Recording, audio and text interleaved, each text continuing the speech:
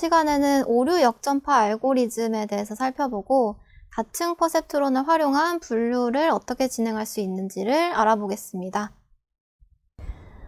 먼저 우리가 저번 시간에 계속 얘기를 했던 것이 멀티레이어 퍼셉트론에서 이 안에 이 레이어와 레이어 사이에 들어있는 매개 변수가 지금 U1, 지금 U2라고 표현이 되어 있는데 이런 식으로 우리가 노테이션을 하기로 얘기를 했고, 그래서 U1과 U2가 이제 위에 이제 제곱이나 1승, 2승이 아니라 여기서는 지금 이 전체에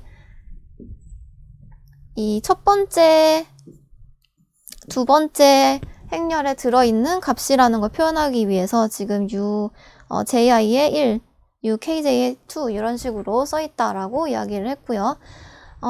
근데 여기서 우리가 결국에는 하고자 하는 것이 이 U1과 U2 안에 들어있는 모든 매개 변수들에 대해서 경사하강법을 적용을 해서 매개 변수를 계속 업데이트를 하는 과정이라고 얘기를 했죠. 경사하강법에서는 결국에는 이 목적 함수를 편미분을 해야 된다라고 이야기를 했습니다.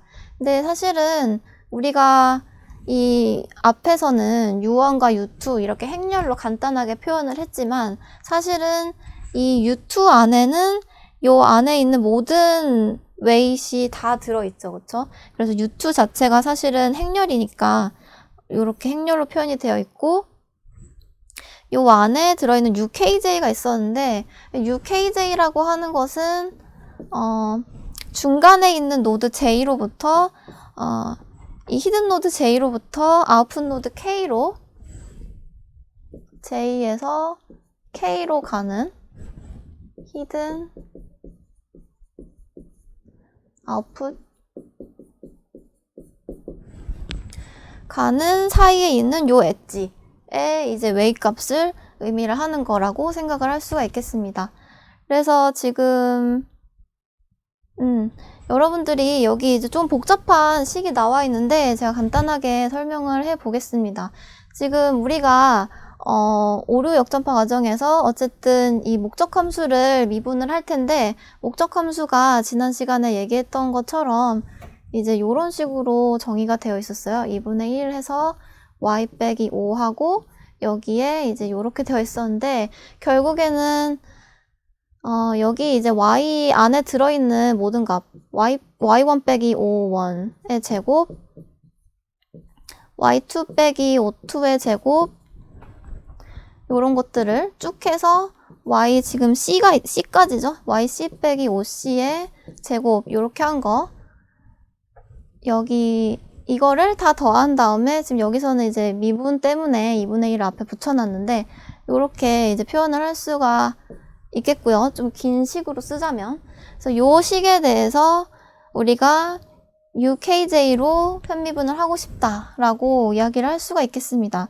그런데 여러분들이 지금 생각을 해보면 지금 요 그림에서 요 선만 지금 빨갛게 되어 있는 이유가 뭐냐면 이 우리가 OK라는 것을 계산을 생각을 해보면 UKJ가 다른 O1이나 O2, 뭐 OC의 다른 OK를 제외한 나머지 아웃풋 노드들에게는 전혀 영향을 주지 않죠. 왜냐면 O1 같은 경우는 계산을 할 때 다른 웨이트들이 사용이 되고 UKJ는 결국에는 J에서 K로 가는 요 선만 이야기를 하기 때문에 결국 이 UKJ가 영향을 주는 노드는 OK밖에 없다라고 생각을 할 수가 있겠죠. 그래서 지금 나머지 요식들 이 사이에 어딘가에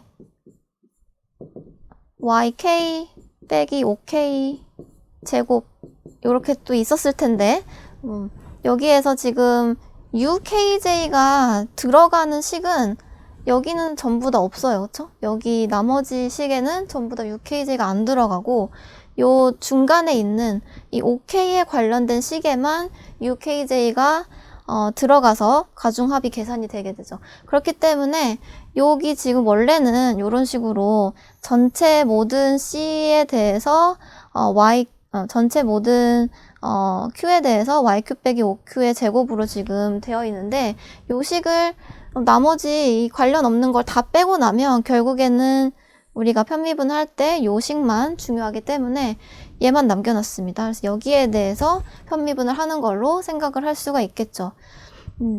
그리고 이제 여기 지금 편미분을 하려고 보니까 이것도 일종의 합성함수로 생각을 할 수가 있는데요. 그래서 여기 지금 무언가의 제곱이기 때문에 우리가 뭐 0.5 x제곱 이렇게 되어 있는 것을 미분을 하면 2가 앞으로 나와서 얘가 없어지고 그냥 x가 되는 거죠. 그쵸?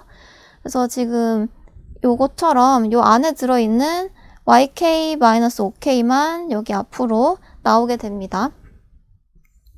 그 다음에 이제 합성함수의 미분 같은 거니까 결국에는 속미분을 또 한번 해야 되죠. 그렇기 때문에 이 yk-5k에 대해서 요거를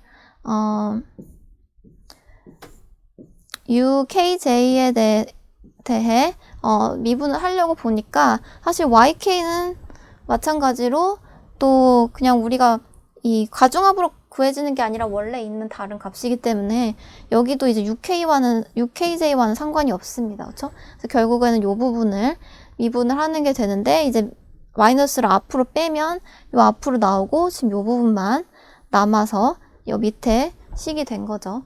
그래서 결국에는 이제 5k를 ukj로 미분하는 식이 되는 건데 이 부분을 또 다시 생각을 해보면 5라고 하는 것은 우리가 지금 요렇게 표현을 할 수가 있죠. 지금 앞에가 조금 잘렸는데 5썸이라고 하는 게 여기에 지금 가중합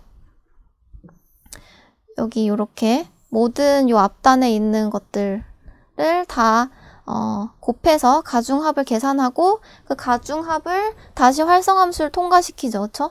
그래서 지금 5썸이라고 하는 것이 5썸 K라고 하는 것은 이제 가중합이고 가중합을 활성함수 요 타우를 통과시킨 요 값이 최종적인 OK라고 생각을 할 수가 있죠. 그래서 결국은 요 부분을 요렇게 바꿔서 쓸 수가 있는데 OK를 요렇게 바꿔서 쓸 수가 있는데 요것도 마찬가지로 또 합성함수의 미분으로 생각을 해보면 전체 이제 활성함수를 미분한 거, 그 다음에 이 안에 들어있는 5썸을 미분한 거, 요렇게 또 쪼갤 수가 있습니다. 그래서 이제 활성함수는 지금 뭐가 될지 안 정해져 있기 때문에 그냥 요대로 내버려 두고 이 뒷부분만 다시 살펴보자면 이제 5썸을 계산할 때 제가 이렇게 빨간색으로 쳐놓은 요런 것들의 가중합이죠. 근데 요 가중합에 대해서도 지금 생각을 해보면 결국은 이 ukj가 들어있는 값은 요 이 값을 우리가 뭐라고 해볼까요? zj라고 해볼까요? zj의 값이 있다면 지금 5썸을 계산을 할 때는 어디다가 써볼까요? 5썸을 계산할 때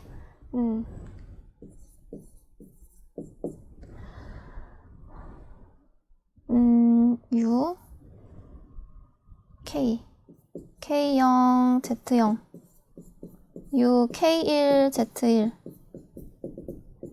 U K J ZJ 이렇게 쭉 더해지는 값이 5썸인데 요거에서 지금 UKJ가 들어있는 값은 마찬가지로 앞엔 다 지우고 요 값밖에 없죠. 요거를 UKJ로 미분하면 이 뒤에 붙어있는 ZJ만 남게 되겠죠. 그래서 결국에는 이 부분도 이제 ZJ라는 아주 짧은 식으로 마무리되는 것을 볼 수 있습니다. 그래서 지금 제가 이제 유도하는 과정을 쭉 보여드렸는데 이런 식으로 이제 이 뒷단에 있는 U2에 들어있는 매개 변수들을 미분을 할 때 이렇게 정리가 되는 것을 볼 수가 있습니다. 그래서 우리가 뭐 알 수 있는 것은 결국에는 이제 요 OK라는 것을 UKJ가 영향을 미치는 거는 결국에는 이 OK 밖에 없기 때문에 이렇게 식이 간단해질 수 있다라는 거를 보여드린 거고요. 그 다음에 지금 우리가 여기 지금 U2 안에 들어있는 UKJ에 대해서 편미분하는 과정을 보여드렸는데 사실은 그 앞단에 있는 U1이라는 행렬 안에 들어있는 어떤 이제 JI라는 웨이트를 또 미분하는 거를 보여드리도록 하겠습니다. 이게 조금 더 복잡해요. 왜 그런가 하냐면 지금 보시는 것처럼 이 UJI는 여기서 요 값이 이 ZJ를 계산하는데 사용이 되고요. 그 다음에 이 ZJ가 또 이 모든 아웃풋에 다 연결이 되어 있기 때문에 이 뒤에 있는 모든 아웃풋 값들과 이 UJI가 다 관련이 있습니다. 그래서 지금 빨간색으로 이렇게 표현이 되어 있죠. 그렇기 때문에 우리가 요 썸을 없앨 수가 없고요. 계속 이 기호가 남아있는 상태로 쭉 내려가게 됩니다. 지금 이 모든 OQ에 대해서 YQ와 OQ 사이의 차이를 계산하는 요 식이 지금 이제 MSE를 계산하는 식으로 생각을 할 수가 있는데 요 식이 여기서는 지금 없어지지 않고 이제 썸으로 계속 남아있는 걸 볼 수가 있습니다. 그래서 어쨌든 이 아웃풋과 Y와의 차이를 이렇게 계산을 해놨는데 마찬가지로 지금 여기서도 이제 미분을 했을 때 제곱인 게 앞에 0.5랑 같이 이제 만나서 없어지고, 그 다음에 요 안에 있는 부분, OQ에 대한 부분이 이제 속미분으로 뒤에 붙어 있는 걸 볼 수가 있고요. 그 다음에 여기서도 이제 OQ가 말씀드렸다시피 오썸에 대한 오썸 Q에 대해서 과중합에 대해서 활성함수를 적용한 값이 이제 OQ죠. 그렇기 때문에 지금 요거를 미분하는 것도 마찬가지로 앞에 겉미분, 그 다음에 속미분 이런 식으로 구성이 되어 있다라는 걸 볼 수가 있고요. 그 다음에 요거는 조금 계산하기가 이제 복잡하다 보니까 이제 오썸에 대한 오썸을 UJI로 바로 편미분을 하는 것이 아니라 요 중간 단계를 이용을 해서 오썸을 일단 GJ를 이용해서 미분하고 GJ를 다시 UJI로 미분하는 식으로 이렇게 두 단계로 걸쳐서 미분을 할 수 있도록 식을 좀 변형을 했습니다. 그래서 여러분들이 이제 보시면 먼저 왼쪽에 있는 오썸을 ZJ로 미분한 거를 생각을 해볼게요. 근데 오썸이라고 하는 것이 제가 아까 앞에서도 썼지만 오썸 Q라고 하는 것이 지금 이제 여기가 Q라고 생각을 하면 U Z라고 하기로 했죠. 이 가운데 있는 것들을 더하기 이렇게 쭉 가다가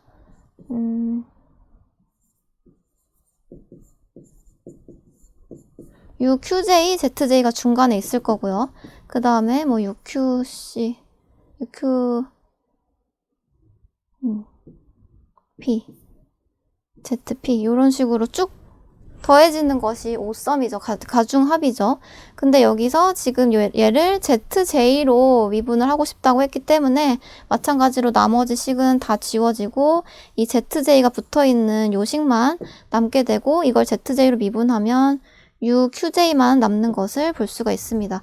그래서 지금 UQJ가 요 앞으로 나와 있죠. 여기 요 부분에 미분을 진행하면 그렇게 되겠고요. 그 다음에 이제 뒷부분에 있는 ZJ를 또 UJI로 미분한다 라고 하는 것이 마찬가지로 이 ZJ라고 하는 것은 Z도 사실은 가중합으로 계산이 된 거잖아요. 그쵸? Z도 가중합으로 계산이 된 거고 그거를 활성함수를 통과시킨 거기 때문에 요것도 마찬가지로 겉미분 그 다음에 속미분으로 진행을 하게 됩니다. 이제 겉미분 한 거는 활성함수가 뭔지 모르니까 일단 요것도 내버려 두고 그 다음에 요 안에 있는 속미분은 우리가 Z썸은 마찬가지로 그냥 여기는 U 라고 생각을 하면 되겠죠? J0, X0 UJ1, X1 UJI, XI 이렇게 쭉 더해지는 식인데 이거를 이제 UJI로 미분한다고 한다면 요 항만 남고 마찬가지로 다 지워지고 XI가 이제 앞에 붙어 있던 거기 때문에 남는 걸 볼 수가 있습니다. 그래서 이런 식으로 좀 마무리가 되고요. 그쵸? 요거를 이제 순서를 좀 바꾸면 밑에처럼 쓸 수가 있습니다. 지금 Q와 관련이 없는 것들을 다 이제 앞으로 뺀 거죠. 그래서 이렇게 정리가 돼. 조금 더 복잡한 식이긴 하지만 어쨌든 이렇게 정리가 되는 거 볼 수 있습니다. 그래서 지금 여기서 이제 중요한 사항은 이제 이 앞에 단에 이 두 번째 단 말고 앞에 단을 계산하는 게 조금 더 복잡하고, 그 다음에 요거를 계산할 때 결국에는 이 뒤에 있는 모든 오차들이 다 반영이 돼서 지금 여기 지금 모든 뒷단에 있는 모든 오차들이 다 반영돼서 앞에 요 U1을 미분하는데 사용이 되고 있다라는 거를 우리가 볼 수가 있습니다. 그래서 여기 이 페이지에서는 이제 앞에 나왔던 식을 간단하게 정리를 한 거고요. 지금 y 빼기 5, 그 다음에 스타 썸이라고 되어 있는 게 지금 요 부분이죠. 그래서 요 부분을 이제 델타로 다시 표현을 한 거고, 그렇게 표현을 하면 이제 앞에 마이너스, 그 다음 뒤에 z가 붙어 있는 것까지 합해서 이렇게 델타 zj, 델타 k zj로 표현을 할 수가 있다 라고 이야기를 하고 있고, 이거는 그냥 간단하게 표현을 하기 위해서 이제 어떻게 할 수 있는지 보여드리는 거고, 그 다음에 마찬가지로 요 두 번째 식에서도 좀 복잡한 부분들을 다 모아가지고 이렇게 에타라는 식으로 이제 정리를 해보면 요것도 좀 간단하게 에타 j xi로 이제 표현을 할 수가 있다라는 거를 보여드리고 있습니다.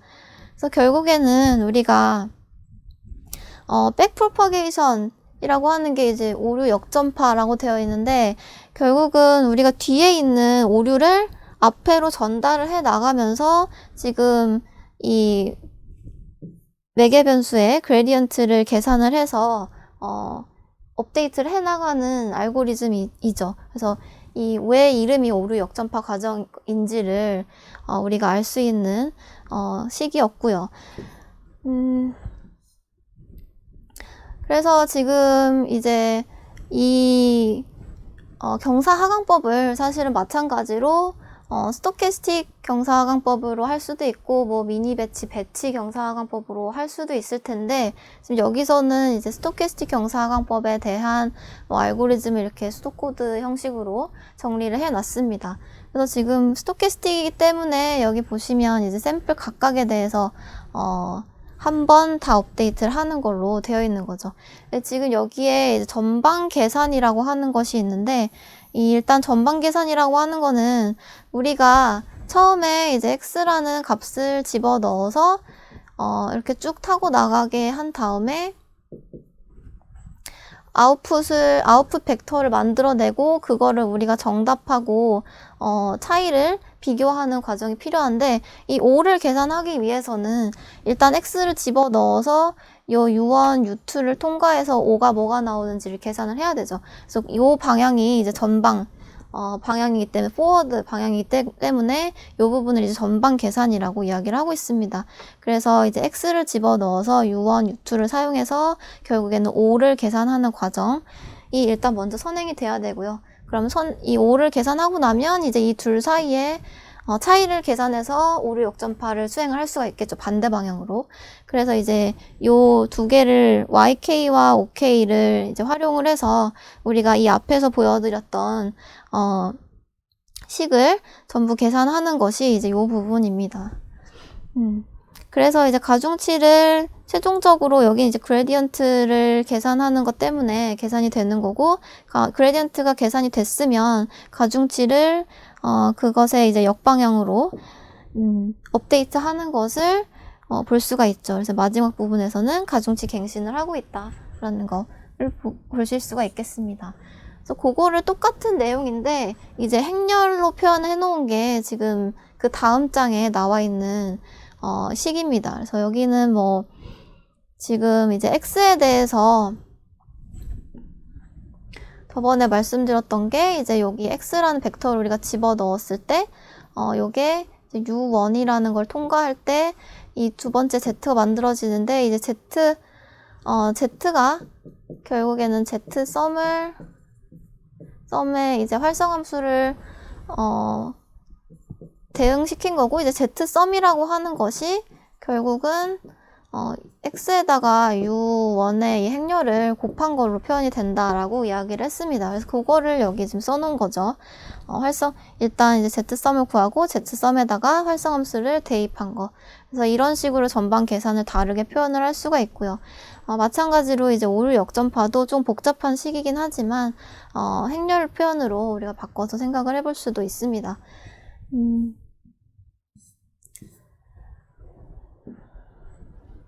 그리고 이제 마지막에는 이제 자층 퍼셉트론을 이용한 이제 클래시피케이션을 이제 또 제가 이제 몇 번 설명을 드리긴 했지만 그거를 이제 알고리즘 형태로 정리를 해 놓은 건데요.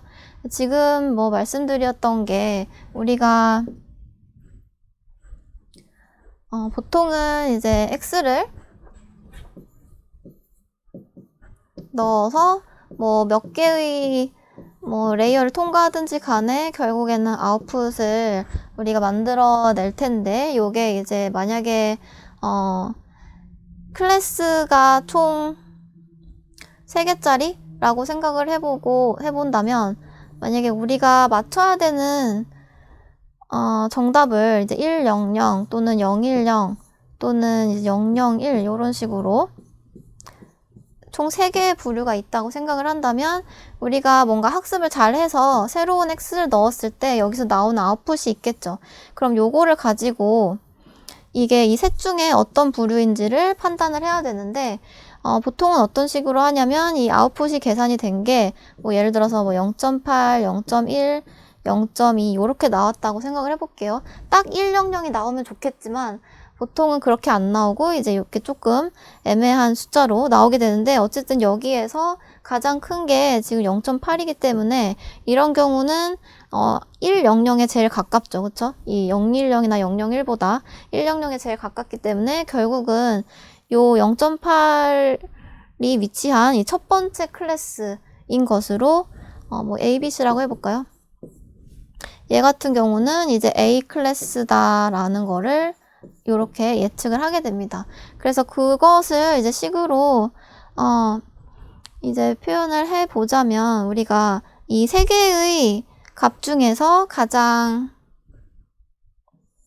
이 아웃풋에 있는 값 중에서 가장 O1, O2, O3 요거 3개 중에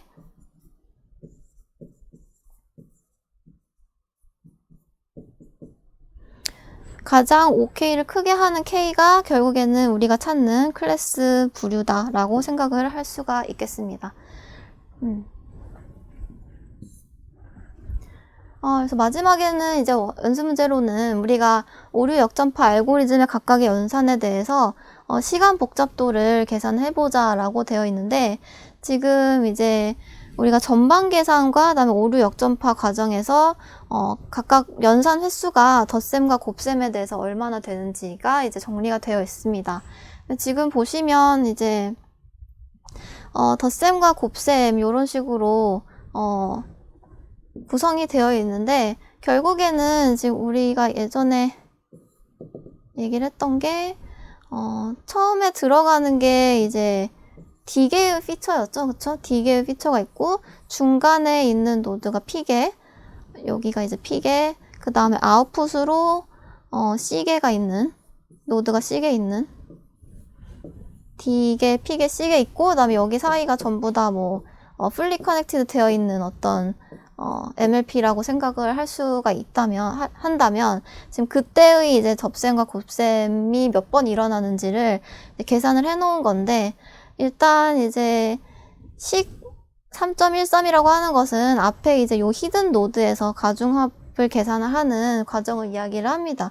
그래서 요 가중합을 만약에 계산한다고 한다면 여기에 이제 맵칭되어 있는 모든 가중치와 x를 다 곱해가지고 더하는 식으로 계산이 되겠죠. 그래서 지금 일단은 그 과정을 이제 덧셈과 곱셈을 계산을 해보면 결국에는 여기 이제 D계 곱하기 P계의 덧셈 그리고 곱셈도 D 곱하기 P개의 곱셈을 수행한다라고 되어 있고요. 여기 이 사이도 마찬가지로 P 곱하기 C, PC개의 덧셈과 곱셈을 한다라고 되어 있습니다. 사실 요거는 이제 제가 구체적으로 말씀드리진 않겠지만 이제 오류 역전파에서는 또 요만큼의 연산을 수행을 하게 되고요. 결국에는 이게 요 윗부분보다 오류 역전파 과정에서 계산하는 것이 전반 계산보다 더 오래 걸리게 됩니다. 그래서 근데 이제 한 번만 오류 역전파를 하는 게 아니라 우리가 업데이트를 계속 일종의 수렴할 때까지 혹은 이제 적절한 오류가 굉장히 적어질 때까지 계속 오류 역전파를 반복해서 수행하게 되기 때문에 굉장히 시간 복잡도가 커집니다. 지금 이 안에 들어있는 요 N과 Q라고 하는 것이 이제 이 오류 역전파를 우리가 모든 샘플에 대해서 적어도 한 번씩은 또 할 것이고 그거를 각각의 이제 보크만큼 계산을 하게 되기 때문에 거기에 두 개가 곱해져 있는 어떤 요런 굉장히 시간 복잡도가 큰 형태로 이제 계산이 되게 되어 있죠. 그래서 이 연산 횟수가 사실은 꽤 오래 걸리는 편이다라고 생각을 할 수가 있겠습니다. 네, 이번 시간에는 이제 다층 퍼셉트론의 매개 변수인 행렬 U1과 U2를 경사하관법을 통해서 갱신을 하는 것을 이제 과정을 보여드렸고요. 그래서 그 과정에서 출력층에서 나타난 오류를 역방향으로 다시 인풋 노드 방향으로 전달을 해서 출력층에 가까운 행렬부터 입력층에 가까운 행렬 순으로 순차적으로 그레디언트를 계산한다라고 얘기를 했습니다. 그래서 이것이 우리가 얘기하는 오류 역전파이다 라고 얘기를 했고요. 다음에 이제 분류를 위해서 만약에 다층 퍼셉트론을 활용하고자 한다면 보통은 이제 원하드 인코딩이 된 출력값을 사용을 하게 되고 이렇게 원하드 인코딩이 된 출력값을 사용했다고 가정했을 때 출력 노드 가운데 가장 큰 값을 가지는 노드에 해당하는 클래스로 우리가 분류를 하게 된다라고 이야기를 할 수가 있겠습니다.